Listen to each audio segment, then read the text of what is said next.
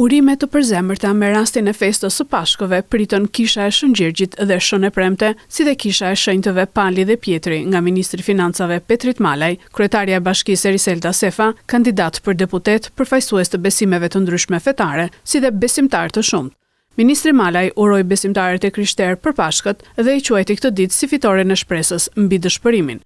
Ngjallja e Krishtit simbolizon fitoren e jetës mbi vdekjen, simbolizon fitoren e dashurisë mbi frikën dhe urrëtitjen, simbolizon fitoren e shpresës mbi dëshpërimin. I uroj të gjithë besimtarëve të krishterë që në këto Pashkë të kenë sa më shumë gëzime, sa më shumë paqe, sa më shumë shpresa në jetët dhe familjet e tyre. Gëzuar Pashkët. Kryetaria Sefa uroi që drita e ringjalljes të mbush shpirtrat dhe vatrat e familjeve lushnjare.